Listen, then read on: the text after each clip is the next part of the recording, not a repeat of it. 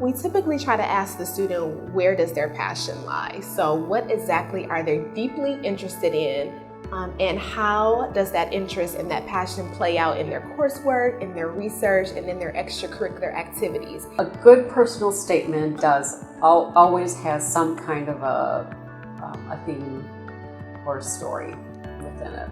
It really depends on the scholarship, but one of the things that we try to do is help students think about how they might successfully, effectively tell their own story.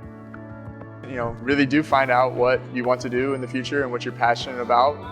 And if you know that and you still have time, get relevant experiences in those areas that are related to what you want to do. Internships, research experiences, the more the better. I think the biggest piece of advice that I would give, and that was given to me, is to really focus on why you want to go to grad school, what sorts of things you can give to the world as a scholar. For a long time I've had all these different ideas and interests, but never was really able to put them together into a paragraph to explain to somebody if somebody asks, so what do you want to do after you graduate? So going through the application process really helped with that.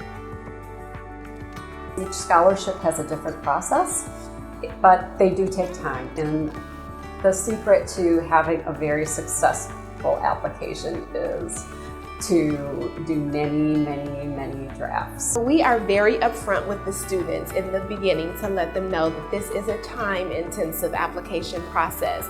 We try to help them realize, though, that it is indeed worth it. First and foremost, if there is a possibility that you can receive any type of funding for undergrad or graduate school, if you have the time to put into it, you should. You really have nothing to lose. I heard about the Goldwater Scholarship through the professor who mentors me in the lab, and he told me about the NIFS office and that I should go online and check it out, so I did. I heard about the NIFS office from my mentor, Dr. Maisie Robinson. She thought that the scholarship would be a good opportunity for me and that I would be a great candidate, so I got in touch with the NIFS office and went from there. A few of my professors actually sent me a link and said, hey, you should apply for this, we think you're a really strong candidate. One of my students won a Goldwater scholarship a few years ago, Amy Pocadillo. She's now in the PhD program in environmental engineering at Cornell.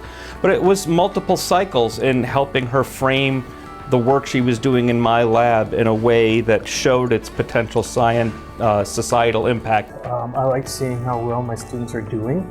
My students who have won awards have done great things, and they actually help create a network where I can send current students to talk to past winners or other students who have gone through the process.